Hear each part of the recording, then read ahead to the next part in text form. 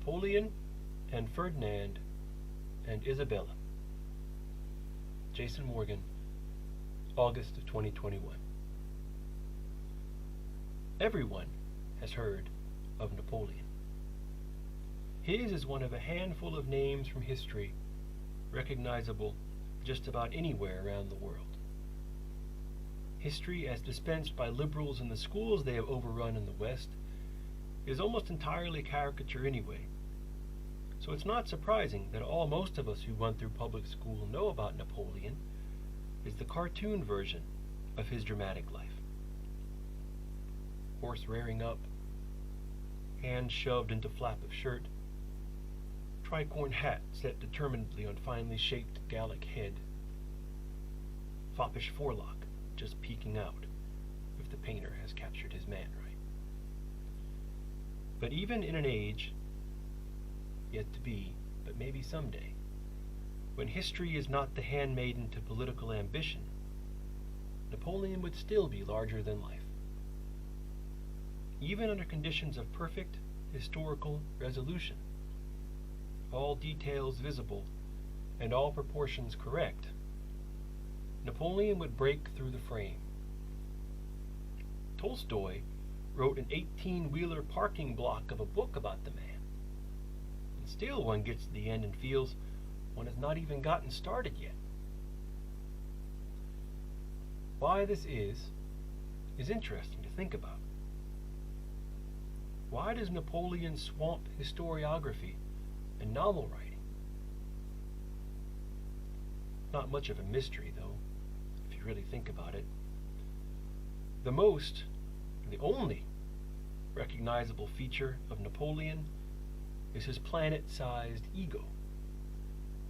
Whoever tries to explain or even understand Napoleon is bound to fail. Napoleon, in his own estimation, exceeds all reckoning. Wherever you seek the fulcrum to loosen and isolate him, he declares that he has already gotten there first. Has already gotten there first, and has already subjected the people living there to his Hegelian will. But the cunning of history, Hegelians might whisper mischievously. Nonsense. Pure resentment. Napoleon cuts back, it is I who hoodwink Geist, and not the other way around, and so forth. A big man. The big man. So this is Napoleon, pioneer of the self-esteem section at Barnes & Noble, patron of the political class. Machiavelli with 3 continents for a stage and a tricolor banner in the field for an argument against old-school princes. A man who gets things done, who, as an English philosopher named Morrissey once sang, will do, but will never be done to. A whiff of grape shot, and then, if that doesn't work, a full-on cannonade. It may seem strange for an American to be so worked up about Napoleon. The Corsican troublemaker had his day more than 200 years ago, after all, and most of the action took place in ocean and a good chunk of a continent away. What's your beef, Morgan, with Bonaparte? Why not let him have his own private Helena and just get on with your own life? Smaller than life that it is. Okay. Fair enough. The last refuge of the court historian is special pleading, but so be it. I am prone to getting into high dudgeon over spilt milk. I admit it. It's true. But humor me. Just this little bit. As you can see, I spend my time in this office and have very little else to do besides getting riled up about the past. Let's say I can't pull an Elsa and Anna and let it go. Let's say I do keep thinking about Napoleon. It's not a thought experiment, it's true. Actually, one of the reasons I have been thinking about Napoleon has to do with the Louisiana Purchase. Now there's something much closer to home. You may remember from a previous Oken Gakkai video that I am from Louisiana. Louisiana is named for a French king. You'll never guess. King Louis. And has a strong French connection in many other ways, none of them having to do with Gene Hackman. So Napoleon, Corsican Frenchman that he was, Hegelian spark plug and Faustian nightmare that he was, does have something to do with me, at least via Louisianne. In 1803, Napoleon decided to sell to my homespun American forebears the middle third of what would later become the lower 48 United States. Louisiana, the territory, not the state, had been explored by a man named Robert Cavalier de la Salle in the 17th century, who presented the territory to the French king, the aforementioned Louis. After the French and Indian War, the 7 Years' War, the French gave up their lands east of the Mississippi River to England. Secretly, France gave up the other part of Louisiana, west of the Mississippi, to Spain. Later, however, in a backroom deal over the Duchy of Tuscany, France got the Spanish-held part of Louisiana back. Secret treaties didn't start with World War I. More historical myth-making. Letting it go. By that time, around 1800, France was in the throes of a civilizational upheaval. The Enlightenment had arrived in France, and as usual, the Enlightenment had thrown everything into deep darkness. Most misnamed thing besides a driveway at Enlightenment. But I digress. France in 1800 was in serious trouble. The Enlightenment devils who tried transforming France into a workers' paradise had ended up turning the government into a killing machine. Usual story. A democratic people's republic. Let me rescind the driveway comment and set up a democratic people's republic as the most misnamed thing. But again, I digress. France was in trouble, and that is how Napoleon came to power. Napoleon was the strong man who wrestled the genie of revolution back into the lamp. Except he didn't do that. Instead, he teamed up with the genie and exported revolution everywhere else, just to get it out of France. Spain, Italy, Russia, Egypt, Mexico. Napoleon and his generals and troops marched all over creation, spreading the glories of the French Revolution. Ever listen to the Marseillaise? Blood-soaked flags and go kill the enemy and all the other tropes of civilized post-Christian Europe. The genie has been abroad since the oath of the tennis court.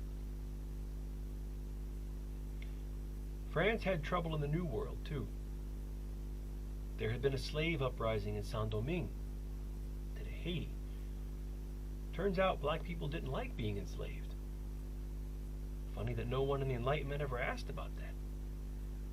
But Toussaint Louverture didn't wait to get his questionnaire in the mail.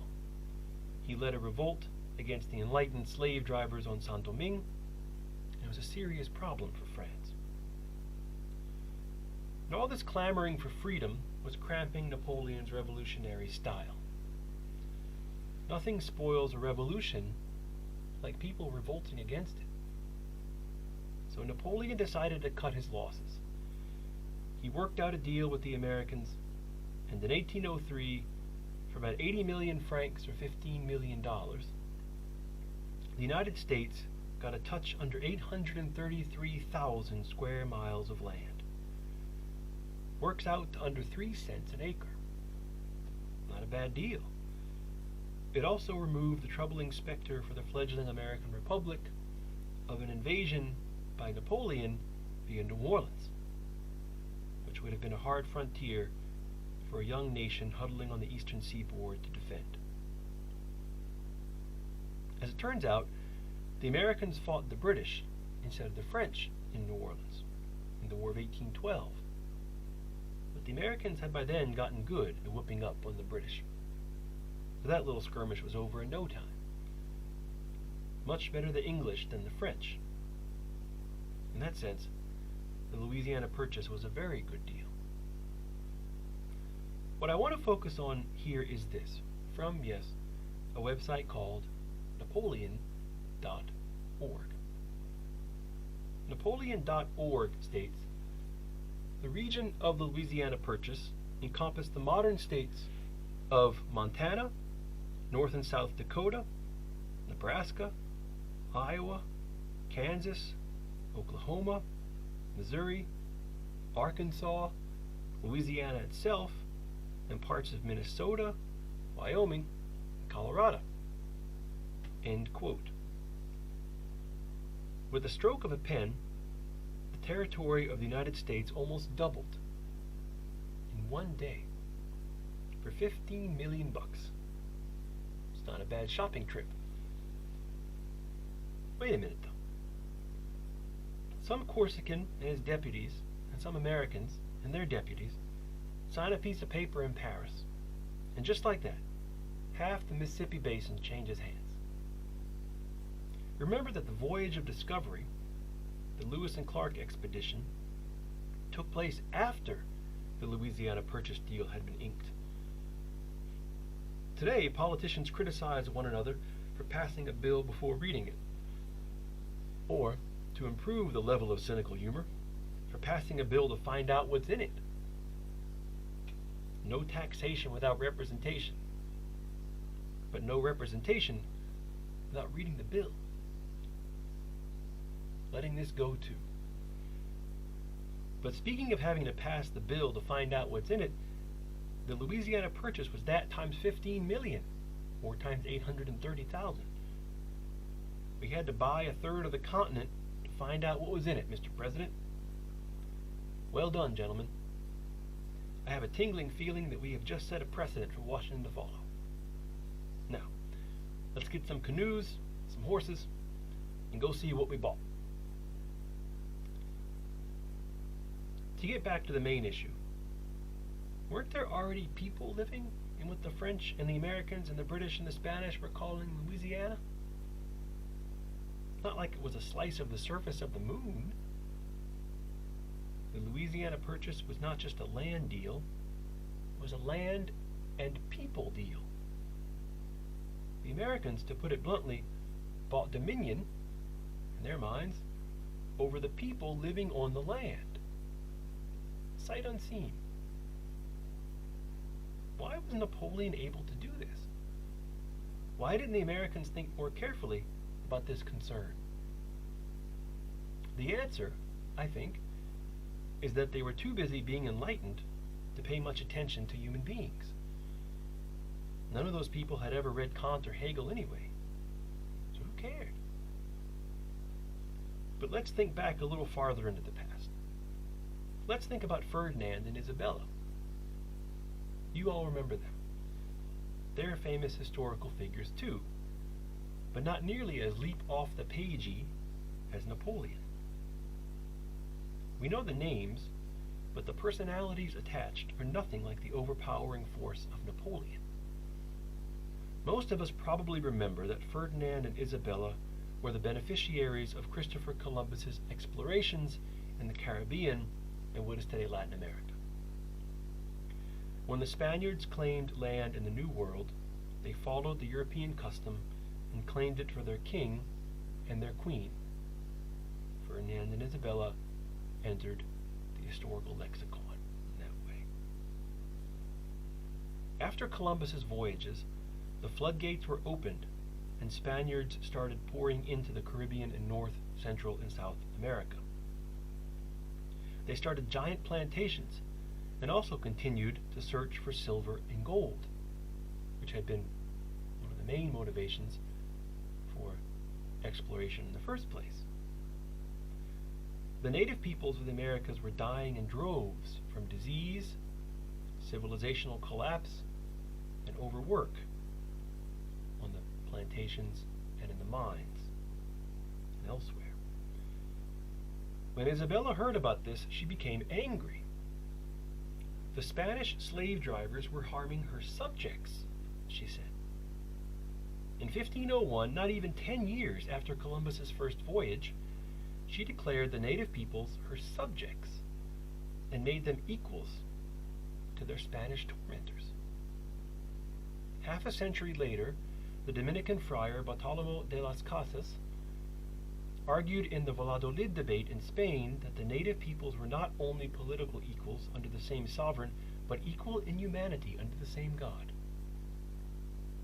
This was all pre-Enlightenment, when mentioning God in public didn't get you guillotined.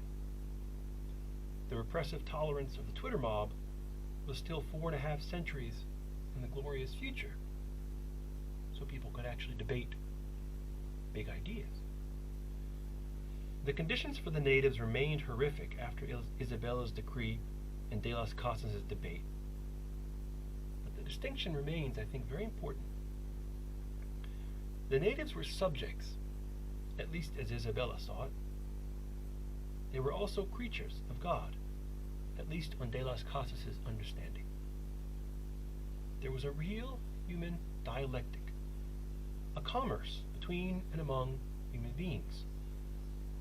There was no spirit of history working its way out cunningly among the din and cry of historical events. Geist was not ventriloquizing to the anguished screams of Indians under the lash in Potosi. There were people doing things to one another, and there were eternal consequences for doing the wrong thing, the thing offensive to God. The stranger may have been strange, but he was, at least, a human being. That didn't keep people from doing god-awful things to their neighbor. But it did prevent the wholesale bureaucratic hypocrisy of just writing off whole river basins as sunk costs, as though nobody was even there in the first place. It appears Napoleon felt as little obligation to the peoples of the lands drained by the Mississippi River as he did to the peasants ground under the cannon wheels in newly enlightened Austria. For Napoleon, still, along with Hitler and Stalin, the world historical model of the militarized bureaucrat, people were not subjects. They were objects. You did to them, but you were never done to. And when circumstances changed, well, the hell with the people. All in the name of the people, of course. As the brilliant historian Marion Sigaud teaches us, when people start talking about the people, you better watch out, because people are going to die. The Louisiana Purchase is almost always portrayed as a land deal. But it wasn't really. It was a people deal. How could someone sell off untold millions of people, sell them off without apparently sparing a thought for their existence? Only the Enlightenment allows people to do that. Even today, when we hear about the Louisiana Purchase, we hear about how many acres were sold for how much cash. But name one person who was caught up in the transaction. One. Can't do it? Then you, my dear friend, like me, have been enlightened in a public school. The Enlightenment has elevated men like Napoleon into conquering heroes and demoted untold millions to the level of nobodies, fungible adjuncts to land deals. That's a set piece. Napoleon, the Hegelian genius, and everyone else, cannon fodder, or less. If Isabella had been in charge, that is, if a real sovereign, a real king or queen, had been overseeing his or her government properly, and from the standpoint of a well-formed Christian conscience, then it is doubtful that the Louisiana Purchase would have gone down so lickety-split. Sign here, sign there, picture for the papers, one more for my Twitter feed, and we're done. Have a nice flight back to wherever it was that you came from. Like I care. Sovereigns don't do business that way. Sovereigns are persons. They embody the realm. Or, as the rather grandiose Louis XIV liked to say, they are the realm. Either way, I'll take it. I'd rather deal with a real person who is personally responsible for the land and people under his or her imperial gaze than with a nouveau riche Corsican with big Hegelian ideas in his wormy little brain. Napoleon didn't care about the people and the countries he conquered or bartered or auctioned away. He wanted abstractions like liberty, equality, and fraternity. And he had no problem turning the world into a killing field to get those abstractions. Isabella, though, did not have the luxury of abstracting the natives away. She was a Catholic. She knew it was on her soul to do the right thing. Amazing what happens when metaphysics is in play and not abstractions. Did you know there was a difference between metaphysics and abstractions? No? Then, my dear friend, like me, you must have been enlightened at a public school. I closed my last little talk with Vive la Louisianne. I meant it. Still do. Let me wind it down this time with Viva Isabella. Viva Isabella, viva Ferdinand. A Catholic sovereign under the tutelage of a good priest is the most salutary political force in the world. A Catholic sovereign under the tutelage of a good priest will stand up and fight back against the evil that men do. Napoleon, by contrast, was his own god. Napoleon was emperor, he said, but what he really was just imperious. Big difference. Napoleon was no sovereign. He was ape of sovereigns, mummer of kings. Napoleon was a heartless Enlightenment bureaucrat, selling off human beings by the millions to avoid taking responsibility for millions more already enslaved. The Louisiana Purchase. Let's start calling it the Louisianans purchased. That is much closer to the truth. Thanks to Ferdinand and Isabella, and mainly to Isabella, we still remember that there were people in Mexico and Peru. The Enlightenment erased the people from the Mississippi River Valley. Please think about that for a little while. Vive la Louisiane. Vive la Louisianans. Viva Isabella. Viva Ferdinand. And as for Napoleon, well, good luck in Russia. Let me know how that Enlightenment errand turns out.